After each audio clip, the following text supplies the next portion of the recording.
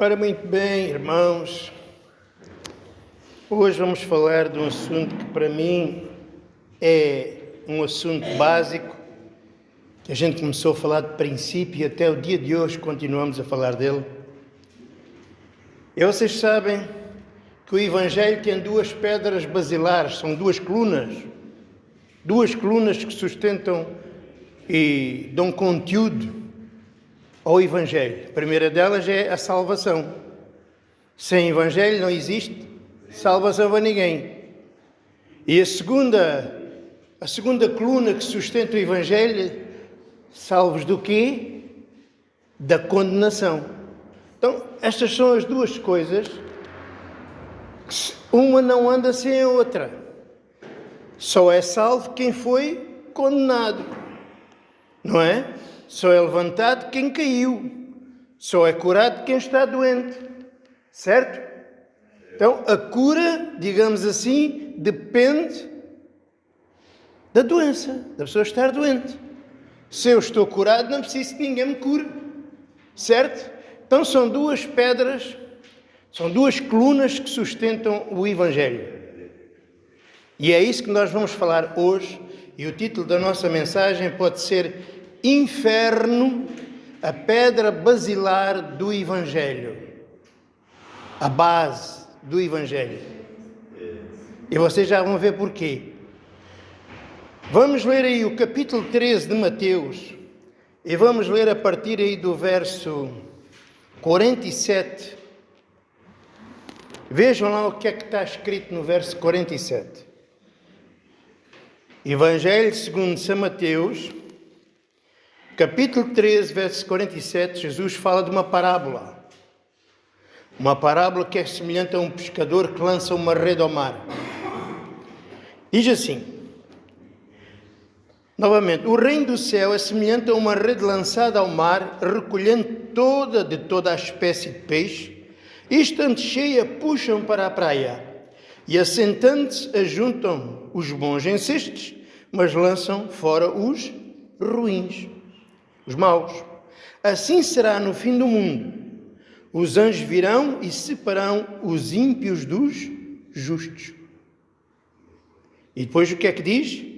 E lançá-los-ão na fornalha do fogo, e ali haverá pranto e ranger de dentes. Então vemos aqui as duas coisas, a salvação e a condenação.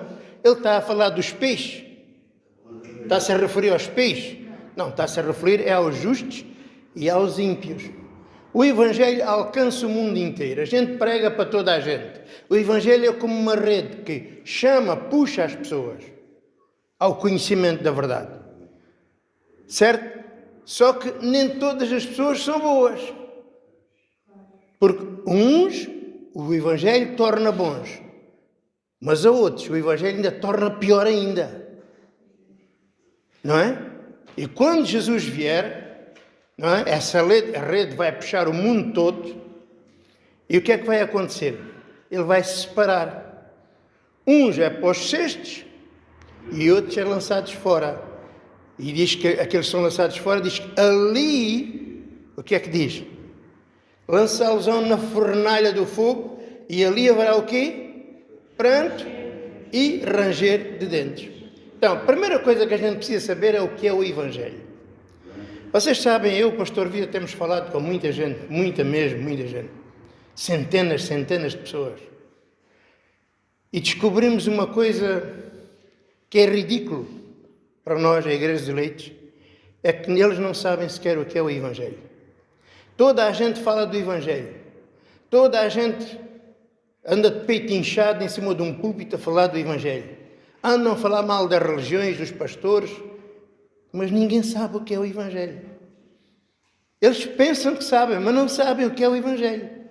Então, a primeira coisa que nós precisamos de saber, não só para nós, mas para dar testemunho, porque nós somos testemunhas de Jesus, diga aí, irmão, nós neste mundo somos testemunhas. Nós não estamos aqui de braços cruzados, somos testemunhas. Uma testemunha o que é que faz? Dá testemunho. Para eu dar testemunho do Evangelho, tenho que saber o que é o Evangelho. Mas antes de eu saber o que é o Evangelho, é melhor maneira de eu definir o Evangelho é saber o que é que não é. Não é? Se a gente começa a falar do Evangelho, misturam tudo. Então a gente mostra primeiro o que não é. O que não é, por exemplo, o Evangelho não são mandamentos, não são comportamentos, não são regras. Por isso Jesus contou uma parábola do fariseu e do publicano. O fariseu guardava os mandamentos, guardava a lei, guardava os dízimos, não era? Ele portava-se bem, fazia obras de caridade, ajudava os pobres, jejuava, orava a Deus. Então, segundo o comportamento, as coisas corriam bem. Pelo menos, segundo a Escritura, segundo o comportamento moral, as coisas estavam boas. Mas diante de Deus estavam boas? A Bíblia diz que não, que diz que Deus nem olhou para a oração dele. Mas de contrapartida encontramos um homem, que era o publicano, que era um transgressor da lei, que não dava dízimos, que transgredia a lei, que não jejuava, que não praticava o bem, que não praticava a justiça, que merecia a morte. Diz que ele fez uma oração a Deus. E enquanto o fariseu apresentou as suas obras a Deus, a sua justiça, dizia: ó Deus, eu sou assim, eu cumpri isto, eu faço isto, eu faço aquilo. Aquilo dizia ao contrário: Deus, eu sou um pecador, eu mereço a morte, mas tem misericórdia de mim. O que é que Jesus mostrou nesta parábola? Mostrou que aquilo que importa diante de Deus e que justifica diante de Deus é a nossa fé na misericórdia de Deus. A nossa riqueza é a graça de Deus, é o perdão de Deus e não as nossas obras. É isso que ele veio mostrar, que a lei não veio melhorar ninguém, a lei só veio trazer desgraça sobre desgraça. Porque Deus não deu a lei para ser cumprida, Deus deu a lei aos homens para quê? Para dar testemunho que ninguém pode ser justo diante de Deus pelas obras. E por isso apontava Cristo desde o início, através daqueles sacrifícios, através daquele sangue. Estão a entender? Então, a primeira coisa que o Evangelho não é guardar mandamentos. O Novo Testamento não é igual ao Velho Testamento. O Novo Testamento não tem a ver com obras, com a justiça própria. Não tem a ver com o meu comportamento.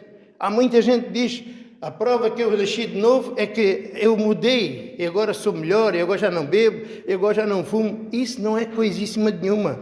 Isso não tem nada a ver com o Evangelho. Este homem também se portava bem e foi rejeitado.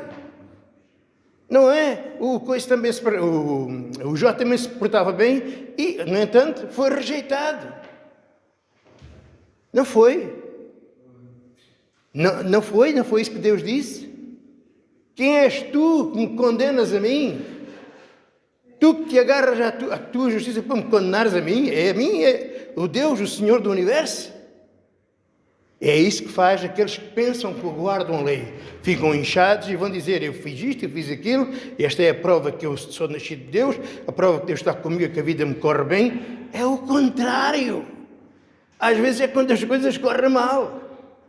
Então, a primeira coisa que nós temos que mostrar é: o Evangelho não são regras nem comportamentos, mas é fé na misericórdia de Deus. O Evangelho também não é prosperidade, como muita gente anda aí pregando. Não é uma boa vida. Não é a gente vencer no emprego, não é a gente vencer os problemas, as adversidades da vida. Isso não é o Evangelho. Não tem nada a ver com o Evangelho. Temos a parábola do rico e do Lázaro, que mostra claramente. O que é que mostra? Mostra exatamente o contrário do que aí ensinam. Aí ensinam que a bênção, a prova que Deus está connosco, é nós termos prosperidade, saúde e ter o melhor desta vida. Não é o que andam ensinando aí? O que é que a parábola do rico e do Lázaro mostra, irmãos? Mostram isso ou mostram o contrário? A parábola do rico e do Lázaro mostra que é exatamente o contrário. Aquele que teve boa vida e sucesso e tinha todas as coisas boas deste mundo, foi lançado do inferno. O outro, que toda a gente anda dizendo que quem tem aquelas coisas, como doença e pobreza, é obra do diabo, foi exatamente o Lázaro, que era doente, que não tinha família, que era pobre, era um mendigo. Foi exatamente esse que entrou no seio de Abraão. Então, o Evangelho não é boa vida. O Evangelho não é sucesso neste mundo. O Evangelho não é prosperidade. O Evangelho não é a gente conseguir vencer as dificuldades na vida. Mentira! Temos um capítulo inteiro a mostrar que isso não é o Evangelho, que é o capítulo 11 de Hebreus, que por causa da fé, eles foram torturados, foram cerrados ao meio, foram perseguidos, foram mortos, foram esfolados vivos, aconteceu-lhes tudo e mais alguma coisa. Já viu? Por causa da fé. Então, o Evangelho não é boa vida nem sucesso neste mundo. É mentira. Então, já temos aqui duas coisas que o Evangelho não é. Não é comportamentos, nem é sucesso nesta vida. E também não são sinais. O Evangelho não são sinais. Embora Jesus fizesse sinais por todo lado, aquilo não era o Evangelho. Porque ele só fazia coisas humanas e terrenas porque as obras maiores ficaram para a igreja. Ele não salvou ninguém em vida. Porque ele primeiro tinha que pagar o preço pelo seu sangue. Então, aqueles sinais que ele fazia eram apenas figuras daquilo que havia de acontecer, dos verdadeiros milagres. Não é? Por isso, quando ele curava um coxo, falava do quê? Que Deus veio curar o nosso caminho e nos pôr no caminho certo. Quando ele curava um cego, o que é que isso queria dizer? Que o Evangelho ia abrir os nossos olhos para ver aquilo que é invisível. Quando ressuscitava os mortos, estava a falar do quê? Do novo nascimento. E por aí fora. Coisas que Jesus não pôde fazer em vida. E porquê é que não pôde? Porque primeiro tinha que pagar a nossa dívida para com Deus. A salvação e o perdão dos pecados só vê após a ressurreição de Jesus, em que ele disse: ide e pregai. E agora sim, quem crer será salvo, mas quem não crer será condenado. Estão a entender? Porque a obra de Jesus em vida, como ser humano, não foi salvar pessoas, foi pagar o preço da salvação. Estão a entender? Esta é que foi a obra dele. Agora a gente dá testemunho que isso já aconteceu e quem crer, acontece aquilo que ele conquistou na cruz, que é a salvação para o que crê e a condenação para o que não crê. Estão a entender? Então, o Evangelho não é comportamentos, o Evangelho não é sucesso nesta vida, o Evangelho não são sinais e muita gente vai ficar decepcionada, vai ficar surpresa, porque vai dizer: ó Senhor, mas eu profetizei em teu nome, eu fiz sinais, eu fiz milagres, eu fiz isto, eu fiz aquilo. E Jesus vai dizer o quê? Eu nunca vos conheci, quem são vocês? Este é que é o grande problema. E irmãos, até afinal de contas, o que é o Evangelho? Romanos 1:16-17 diz de uma forma clara: o Evangelho é o poder de Deus para a salvação de todo o que nele crê. Então o Evangelho vem com esta missão de salvar. Mas salvar o quê? O corpo? Vê salvar este corpo para agora se portar aqui corretamente? Não, o corpo não. O pó voltará ao pó. Aquilo que foi salvo é o espírito, é a alma da pessoa. E quem crê em Jesus já tem a vida eterna. Estão a entender, irmãos? Até a primeira coisa que o Evangelho faz é salvar. A pessoa é salva. E sabe, esta salvação não é uma palavra vazia. A salvação significa a gente voltar a ser o que era a glória. É uma nova criatura aqui neste mundo. Deixou de ser humano, passou de ser um filho de Deus, um ser espiritual, um ser celestial, não é? À imagem de Jesus Cristo. É isto que o Evangelho faz. Salvar é isto, é fazer uma nova criatura.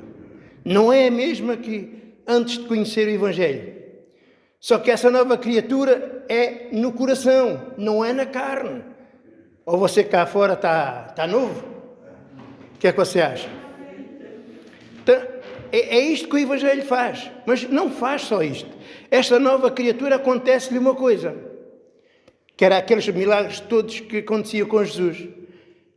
O que acontece é o seguinte, o Evangelho abre os olhos.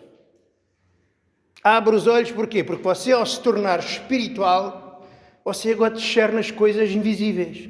Como diz a Bíblia, o homem natural não compreende as coisas de Deus nem pode. E quando as ouve, acha que é uma loucura porque elas se discernem espiritualmente.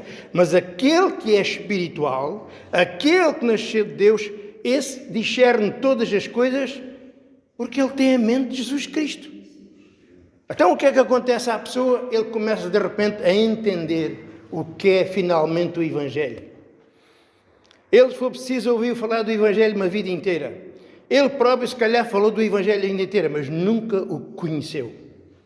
Então os olhos se abriram e ele agora compreende o que é o Evangelho.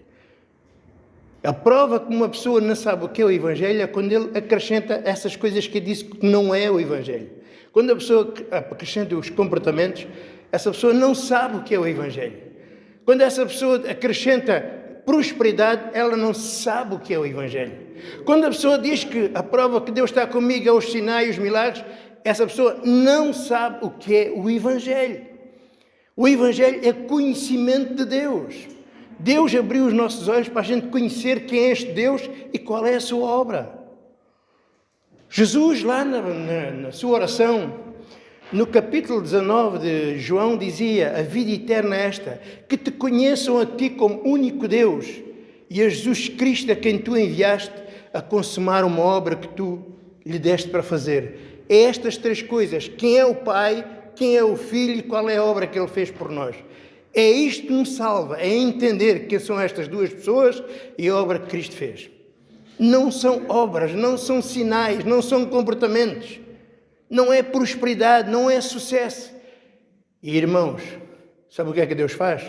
Para confundir, escolhe aqueles que têm menos nome aqui neste mundo, né? Aqueles a quem as pessoas dizem: és tu um filho de Deus, a tua igreja, onde é que está? As pessoas de renome, onde é que está? Pois é, Deus escolheu aqueles que as pessoas de fora, coitado, está velho, está doido, está mente fraca, pois é. Pois é, vão ter uma grande surpresa. Sabia? Então o Evangelho é a salvação. Esta salvação abriu os seus olhos para você entender as coisas de Deus. A Bíblia diz que as coisas de Deus são coisas que o olho não viu, que o ouvido não ouviu, que o coração jamais imaginou. Até o Evangelho consiste nestas coisas. Oh irmãos, milagres, prosperidade e mandamentos, isso todo mundo sabe o que é, todo mundo já viu. Mas aquilo que nós temos são coisas invisíveis, que é ser uma nova criatura. As bênçãos que Deus nos deu são bênçãos espirituais, nos lugares celestiais. Não se pode ver. Ninguém pode ver que eu sou nascido de Deus. Ninguém pode ver que eu fui santificado pelo sangue de Jesus. Ninguém pode ver que eu sou realmente uma nova... Não podem ver, porque são coisas espirituais. Mas quem é que pode ver? O outro irmão já pode ver. Aquele que nasceu de Deus já conhece quem é Deus, já conhece quem é a igreja, já conhece quem é o pastor, já conhece quem é o irmão. Esse sabe, mas o outro não sabe, nem pode, porque ele pensa que o Evangelho é essas coisas, mandamentos, prosperidade. Não é nada disso. Vocês estão a entender? E é isto é que é a nossa riqueza. A gente pode não ter as outras coisas todas. E há montes de coisas que a gente não tem. Mas temos, a nossa riqueza é a palavra de Deus, é a verdade de Deus. E sem isso, a gente não é nada. Então o que é que o Evangelho faz? Salva. Veio para nos salvar, veio para abrir os nossos olhos. E a nossa vida aqui da fé hoje, a gente vive é pela fé. Não é pelos comportamentos, regras ou leis. É pela fé. Agora, esta fé, por amor à fraqueza dos outros, a gente usa todos os meios. Usamos os meios que os homens usam. Mas os meios não são coisíssima nenhuma. Aquilo que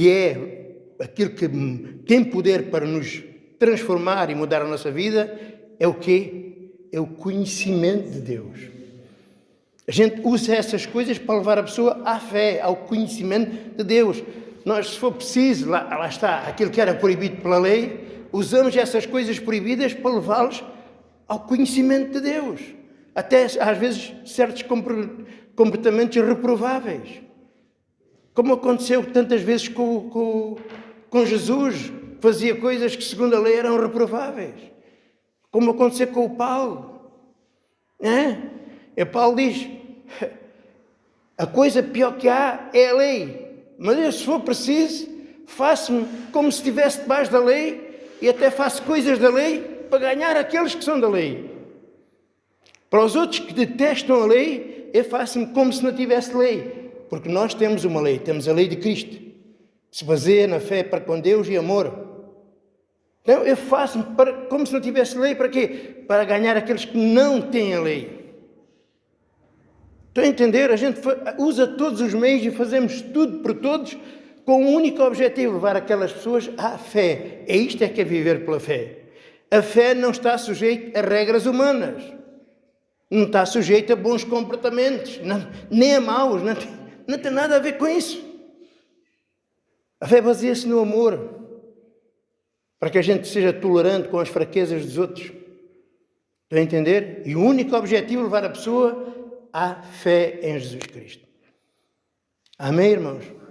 Porquê? A fé é que é o caminho.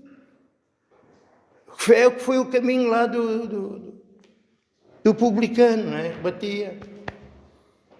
Não é os mandamentos, não é a nossa justiça, não é os sinais, não é a prosperidade e vitória no mundo, não é. Estão a entender, irmãos? Então, o que é o Evangelho? É o poder de Deus para a salvação de todo aquele que nele crê. Quando a pessoa nasce de Deus, abre os olhos. Assim como Adão abriu os olhos para conhecer as coisas do mundo, Deus abriu os olhos para a gente conhecer o quê? As coisas do céu. As coisas de Deus. Esse discerne todas as coisas. E agora vive segundo a fé, usando o que for preciso como um meio para dar testemunho a toda a gente. Amém? Não está sujeito a regrinhas, a mandamentos. Está sujeito à fé e ao amor que há em Cristo Jesus. Quem faz isso agrada a Deus. Pode não agradar os homens, mas agrada a Deus. Tem a vida eterna, tem a prova que Deus está com ele. Né? Mas o fingido é aquele que adultera a palavra, irmãos. Vocês sabem, as pessoas, e hoje mais do que nunca, eu estava falando ali com o pastor Vítor, eles fazem tudo por tudo para negar tudo o que está escrito. Mas usam da mesma palavra que ele dizem que está adulterada para defender as suas doutrinas. E agora que está na moda é negar que nem existe condenação, nem existe inferno, não, a gente morre. Isto nem é novo, mas agora com esta força não. Os testemunhas de Jeová já vinham com essa doutrina. Os saduceus no tempo de Jesus também não acreditavam que há morte depois da vida, não é? E também há alguns batistas que também não acreditam. Os adventistas também dizem que morre, acabou-se tudo. Não é verdade? E os desigrejados, cá para aí agora uma carrada deles, e todos defendem que não há condenação. Não é? É o que... Irmãos, mas graças a Deus que nós não aprendemos a doutrina de homens. Deus é que nos ensinou o Evangelho a nós, a Igreja dos Eleitos. Não foi? Graças a Deus. E sabem, quando uma pessoa realmente nasceu de Deus, abriu os olhos, ela sabe tudo o que é que está aqui escrito. Ela compreende o que está aqui escrito. E sabe que há só uma mensagem, que é a mensagem da graça de Deus que nos livra da condenação eterna. É isto que se baseia a Escritura. Nada mais do que isto. Todos estes envolvimentos, todas estas histórias, é para dar testemunho disso.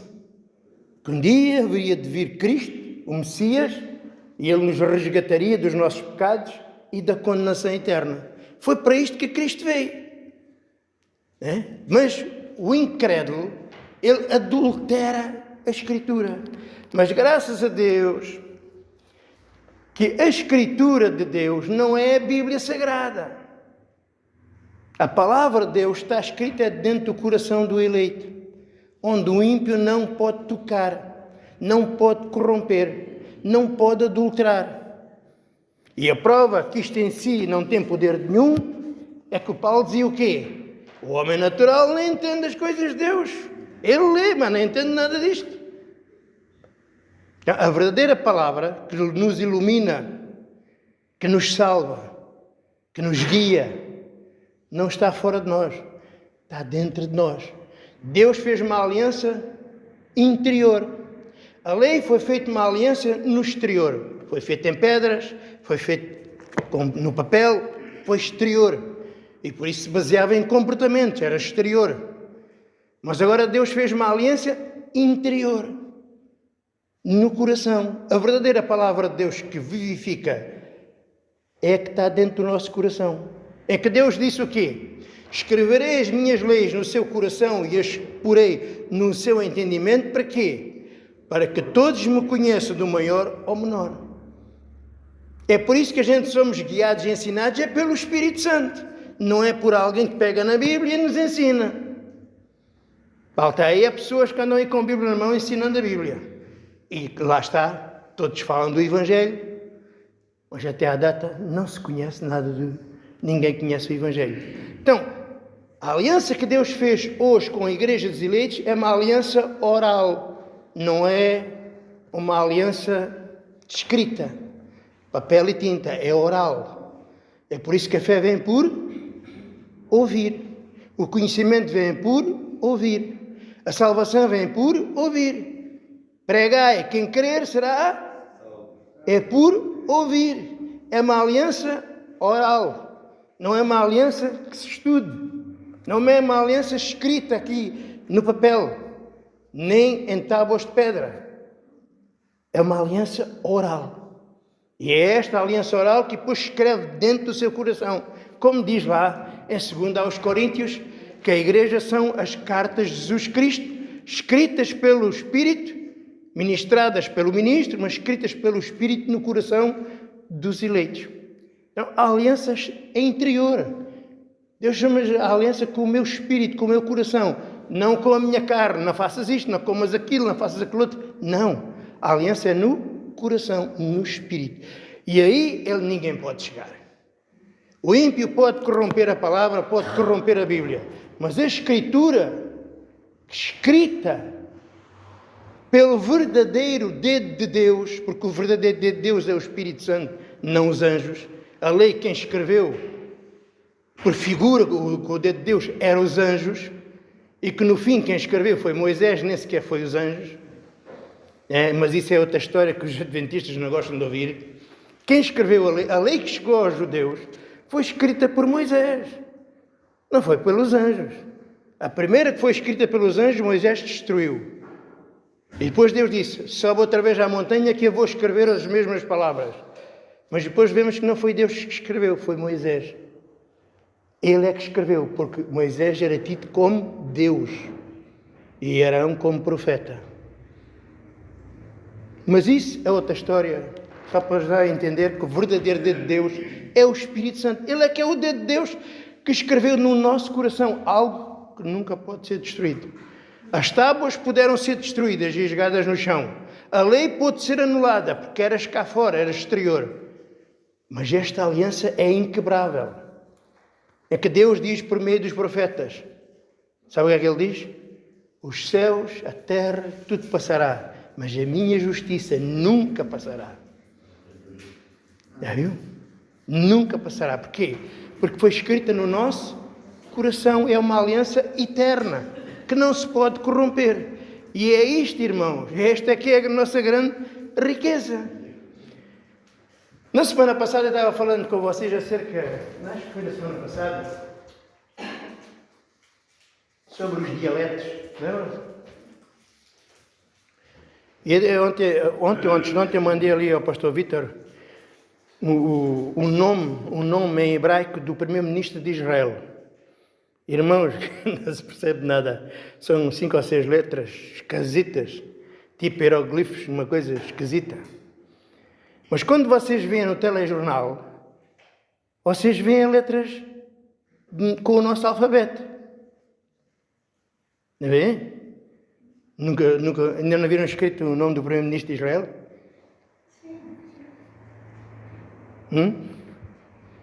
Parece a televisão. Netanyahu. Tem lá o N, o E, T-A-N-Y, Netanyahu. Por que está escrito no nosso abecedário?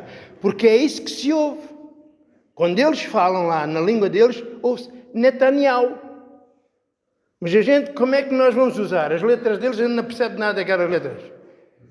Além disso, nem sequer no hebraico deles existem vogais. Sabem o que é vogais? Vogais é o A, E, I, O, nem existe isso. Como é que a gente diz? Então a gente tem que traduzir conforme o som.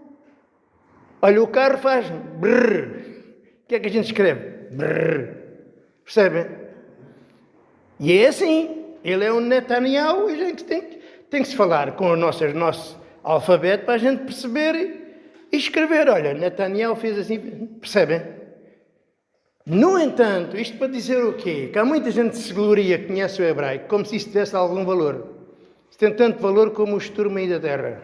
Se calhar o estrume tem mais valor. Sabem porquê? Porque apesar da gente não conhecer o dialeto hebraico, a gente anuncia o mesmo Jesus que os profetas e que os apóstolos. Exatamente o mesmo. E eles que conheciam o dialeto de Jesus não o conheceram, nem ele, nem os profetas, nem os apóstolos. Até a letra em si não é nada, a letra em si está morta. É o entendimento da letra, irmãos. Percebem? Toda a gente fala do Evangelho. Agora, quem é que revela o que é o Evangelho? Se não for Deus. E Ele é que revela e Ele é que esconde.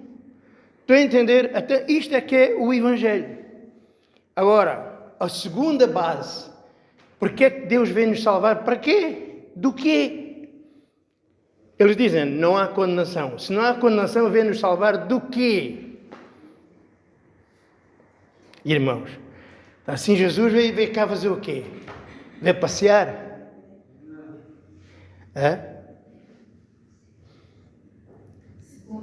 É quando a pessoa diz que não existe condenação, quando a pessoa diz que não existe inferno, sabe o que é que está a dizer? Está a dizer que os profetas foram todos os mentirosos, que a palavra de Deus é uma fraude, que Jesus, afinal, veio cá em vão, a obra dele não vale nada, morreu e sofrer tanto, não sei para quê. Está a dizer que os apóstolos foram os mentirosos. Está a dizer que milhares e milhares de pessoas que morreram por causa desta fé foram todos enganados. Porque, afinal de contas, não há condenação. Irmãos, só existe salvação por causa de haver condenação. Senão não era preciso. Se não houvesse condenação, não precisava nem Jesus, nem os profetas, nem ninguém. Não precisava de nada. Mas a coluna do Evangelho, há duas colunas, que é a salvação e a segunda, a condenação. A salvação só existe, porquê? Porque existe uma condenação. Senão, de outra forma, não tinha sentido. Veja lá o que é que diz aí. Mateus 13. O que é que diz aí no verso 49 e 50? Leia lá para o irmão do lado.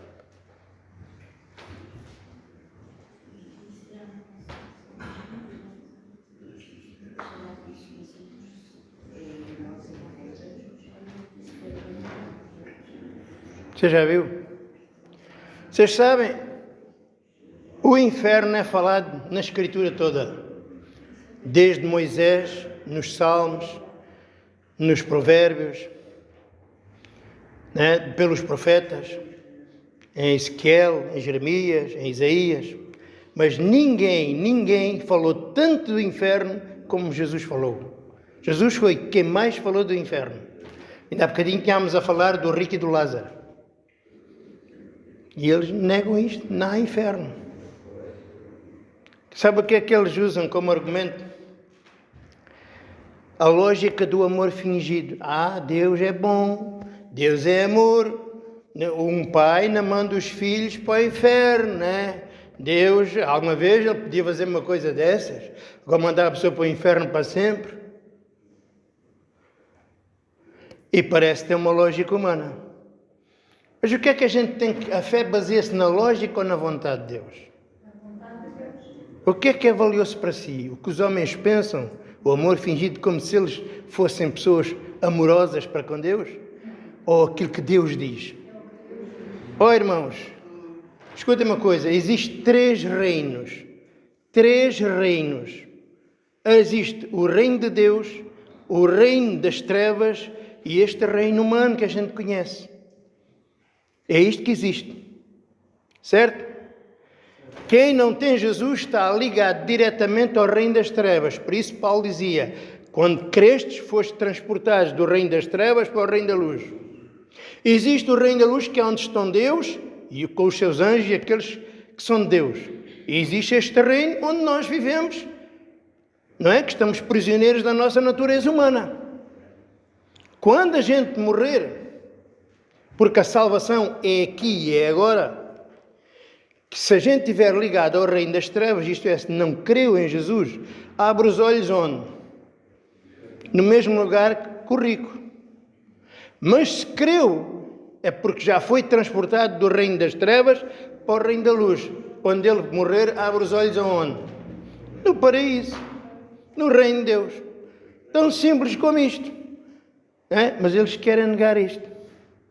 Querem negar, e quem nega isto, nega Jesus, nega a Escritura toda, nega Deus, faz Deus mentiroso, não é? Claro, com a lógica do amor fingido. Mas essas pessoas são como a Bíblia diz, olha, vamos comer e beber que a gente amanhã morre. É o que muitos andam dizendo. Quando a gente morre, a alma também morre, acaba-se tudo. Irmãos, a vida tem sentido assim? Tem sentido, irmãos? Você vai lá perguntar a um velhote, bem velhotinho, coitado, já não se mexe. Ele vai lhe perguntar, valeu a pena a vida toda para hoje estar assim? E o que é que vai acontecer a seguir? Valeu a pena? Tanto ódio, tanta guerra, tanta briga, tanta contenda, tanto engano, tanta mentira. E agora, o que é que você vai levar? O que é que isso resultou em quê? A vida tem sentido se não houver vida para além da morte? O que é que vocês acham? Paulo dizia, se a gente só tem esperança em Cristo nesta vida, então nós, os cristãos, somos as pessoas mais miseráveis deste mundo. Porquê? Sabe porquê? Abram lá comigo em 1 Coríntios capítulo 15.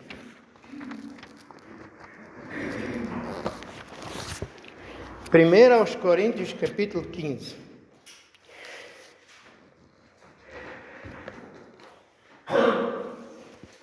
Verso 32 e 33.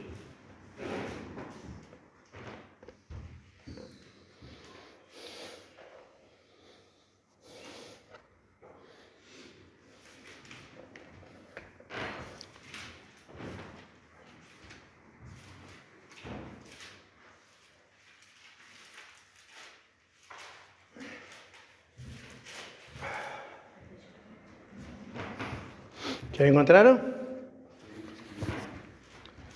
Diz o quê? Vejam só. Se como homem eu lutei contra feras, animais em Éfeso,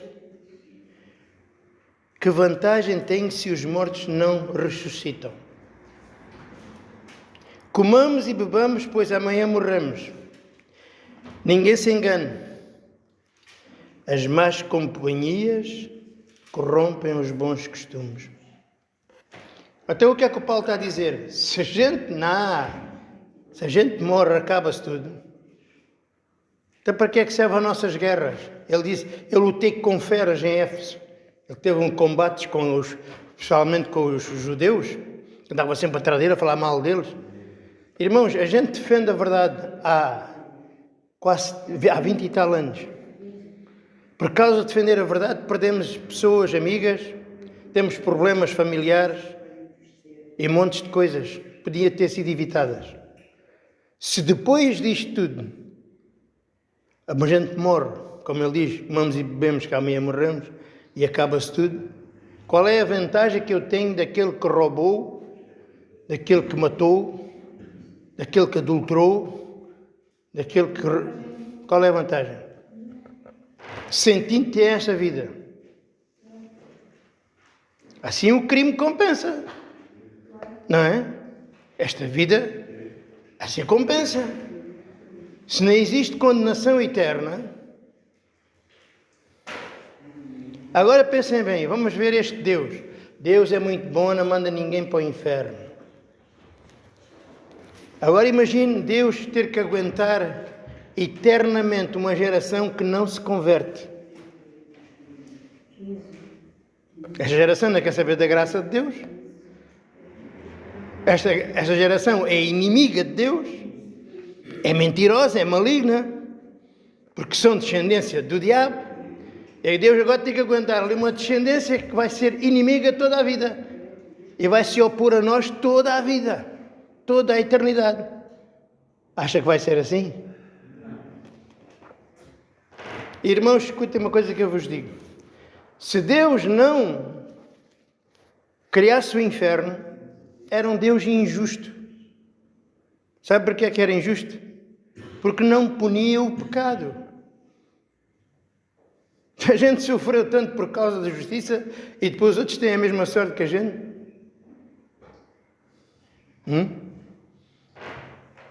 Deus seria injusto salvar aqueles que não querem saber dele, que são inimigos dele, que o odeiam, que fizeram tudo por tudo para nos desencaminhar para a mentira, para o engano, e vão ter a mesma sorte que a gente? Acham? Porque eles não querem saber da graça de Deus. A gente diz, tem que ser pela graça. Não quer saber da graça. Tem que ser pela fé. Não quer saber da fé. A fé, mas é a minha maneira. Porque fé sem as minhas obras não vale nada. Então o que é que Deus vai fazer? A Bíblia diz que Deus realmente é um Deus de amor, mas Deus tem muitos adjetivos. E um deles é, Deus é um fogo consumidor. A Bíblia diz, Deus é um Deus vingador, que se vinga. Deus, diz a Bíblia, que não tomará por inocente aquele que é culpado. Irmãos, Deus mostra a sua ira desde o princípio, para que ninguém tenha dúvidas. Desde o início, que Ele avisa. Vimos isso em Noé. Vimos isso em Sodoma e Gomorra. Vemos isso espalhado pela Bíblia. Vemos isso com o povo de Israel. E as pessoas continuam a dizer, não, Deus não castiga. Deus é bom. Deus é amor. Será? Irmãos, se Deus não poupou os seus filhos ao sofrimento, se Deus não poupou os seus filhos à morte, à perseguição, à tortura, se Deus não poupou Jesus Cristo à morte de cruz, não poupou que Ele fosse lançado no abismo por nossa causa, Ele que era o Filho, que nunca pecou, se Ele não poupou os filhos, vai poupar esta geração inimiga? Pensem lá bem. Esta geração, diz a Bíblia, são vasos de ira, criados para a ira de Deus, para neles mostrar a ira de Deus. Mas sabe quando é que Deus mostra a ira de Deus? Não é em vida. Pelo contrário, Ele em vida tem uma boa vida. Se vocês lerem o Salmo 73, vocês vão ver que, no modo geral, as pessoas têm uma boa vida. Né? Claro que acham sempre que querem sempre mais. Mas querem viver à maneira deles, não querem saber das regras de Deus, da fé em Jesus Cristo, não querem saber disso. Eles são inimigos de Deus por natureza. Eles não querem saber da graça. Então, se não querem saber, Deus vai dar cada um conforme aquilo que merecem. A gente diz, é pela graça, tem que se guardar mandamentos. Então, Deus vai...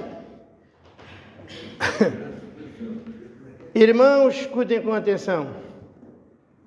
E quem ouvir, quando eu puser este áudio na internet, para que alguém conheça o Evangelho, sabe o que é que tem que fazer? Tem que esquecer tudo o que aprendeu. Tudo o que aprendeu. Tem que esvaziar-se de tudo aquilo que aprendeu, especialmente doutrina evangélica. Senão nunca vai conhecer o que é graça. No entanto, isto é uma obra de Deus, não é uma obra de homem. Mas nós estamos falando daquilo que é necessário fazer. Eu durante anos levei muito tempo a jogar fora aquilo que pensava que era bom. E levei o meu tempo, segundo a graça de Deus.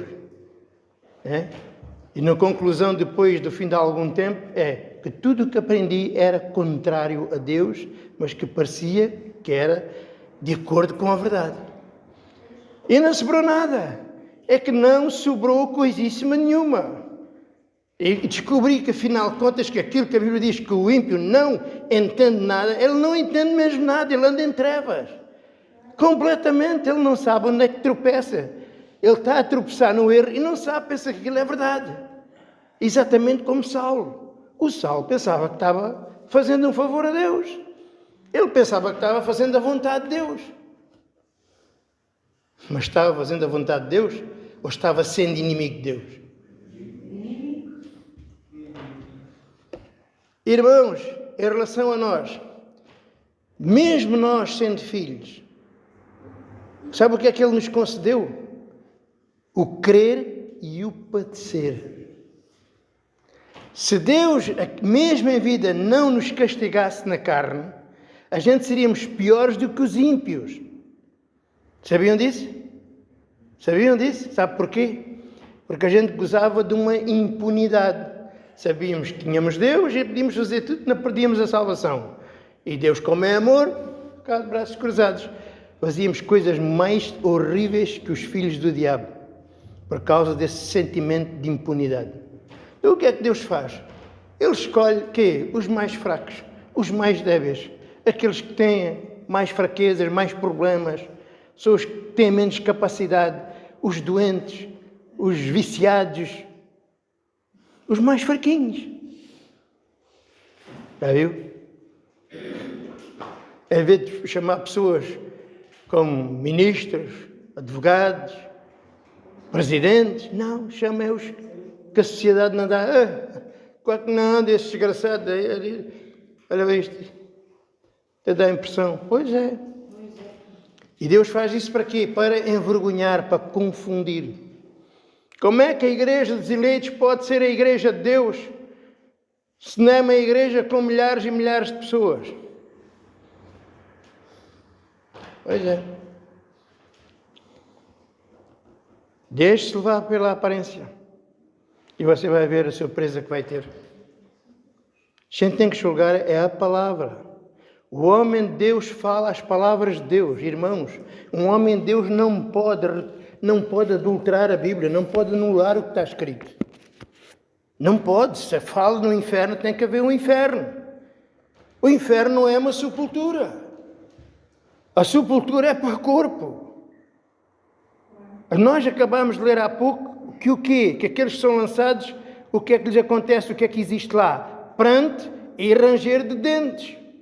Só se for a uma sepultura, você vai encontrar lá alguém a chorar e a ranger os dentes? Vai encontrar?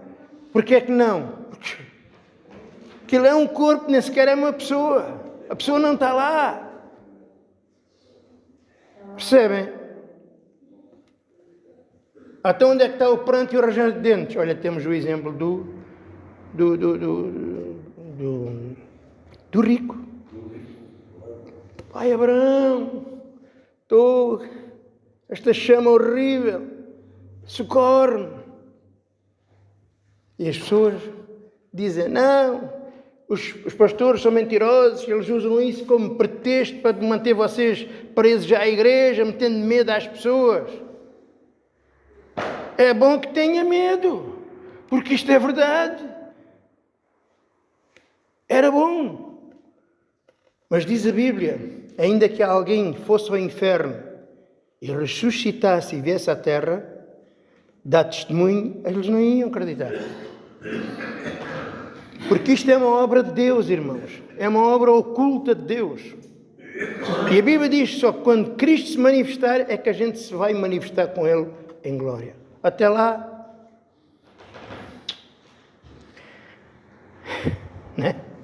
Ora, se Deus não poupa os filhos, que são os herdeiros, mesmo em vida eles passam tormentas e tormentas, o próprio Jesus, no mundo tereis aflições. Deus não tem poder para nos livrar das aflições? Tem ou não tem? E porque é que Ele não livra?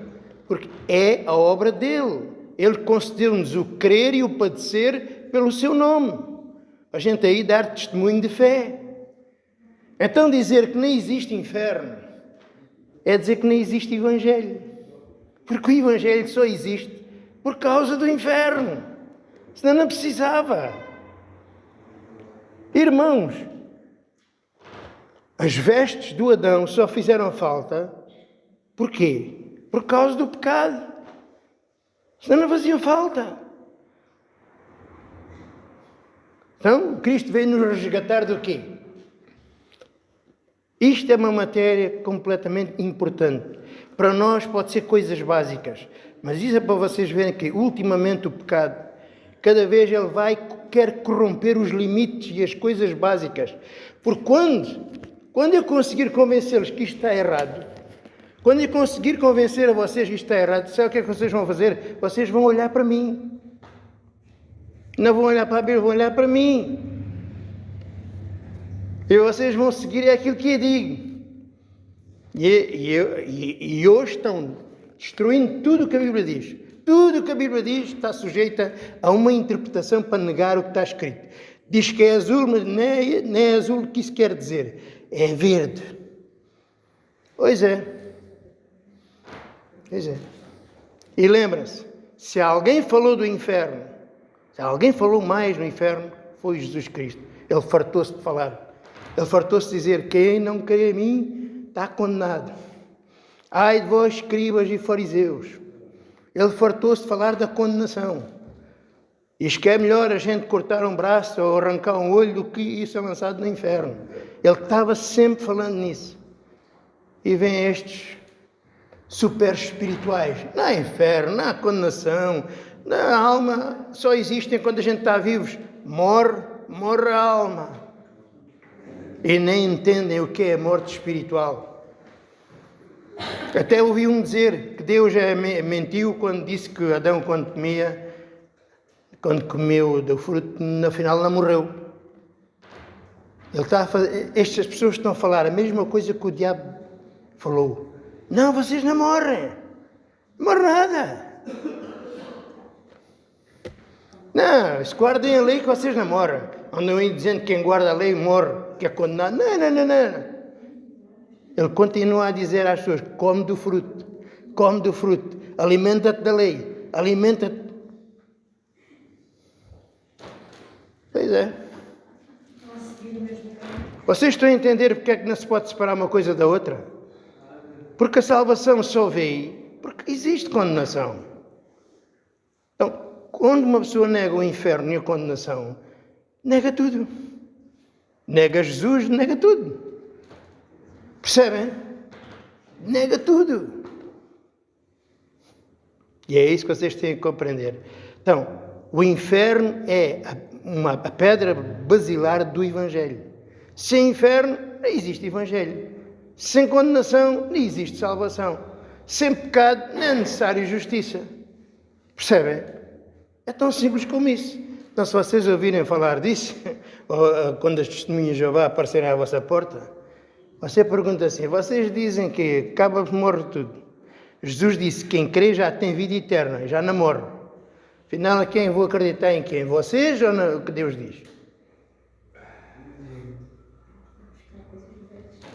Jesus veio morrer para quê? Para ficar tudo na mesma? Veio resgatar o quê? Veio salvar o quê? Ele diz, quem crê em mim já tem vida eterna. Quem crê em mim já não morre mais. Então, Deus é mentiroso? E é isso que a gente tem que Amém, irmãos?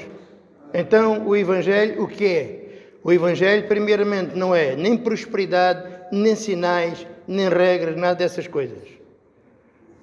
O Evangelho é o poder de Deus para a salvação, mas do que crê, não é de toda a gente. É do que crê. A salvação não é para todos. É para o que nele crê. E quem crê, os olhos se abrem. A fé abre os olhos para dar conhecimento das coisas que não se vê. São coisas invisíveis. Certo? E vivemos pela fé, usando todos os meios. E a nossa fé santifica os nossos atos. Ainda que pela carne sejam maus, a fé, por causa de viver pela fé, a fé santifica os nossos atos. Sejam bons, sejam maus. Os bons para fazer a vontade de Deus, os maus para nem imputar pecado. É isso que a fé faz. Está a entender? E isso foi isso que aconteceu. É isso que é a nossa salvação. E a gente tem que falar de acordo com as palavras de Jesus e não de acordo com as religiões. Quem nega o inferno, o que é que está fazendo? Está negando o quê? Está negando a salvação. Ainda que venham cá, Deus é amor, Deus é Pai, e Deus nunca faria uma coisa dessa aos seus filhos. Isso é verdade. Mas aí há outro segredo, é que nem todos são filhos. Nem todos são filhos. Não é? Esse é que é o problema. Há o problema que nós vamos lá no capítulo 13, Mateus, antes, sabe o que é que está? Que a gente não leu? A parábola do joio e do trigo. O que é que diz lá a parábola do joio e do trigo? Que há a boa semente e a má semente. E há dois semeadores. O bom semeador, que semeou a boa semente, é Jesus. A boa semente são os filhos do reino. E depois o mau semeador, que é o inimigo de Deus, é Satanás. E o joio é o quê? Os filhos do maligno. Há duas gerações, não é? Que partilham a sua existência humana aqui nesta terra. E a gente só descobre quem é quem com a pregação do Evangelho. Quem é de Deus, ouve as palavras de Deus. Quem não é de Deus, rejeita e luta contra as palavras de Deus. Amém? Ainda que pareça pessoa muito inocente e fale muito o amor de Jesus, não. Quem ama Deus é aquele que defende as palavras de Deus. Defende, custa custar, contra a vontade, seja de quem for, e até coisas que até possam parecer que não são justas, naquele dia verá que é justo. Então, por isso ele disse, se Deus não fizesse o inferno e não enviasse para lá o ímpio, Deus estava sendo injusto para connosco.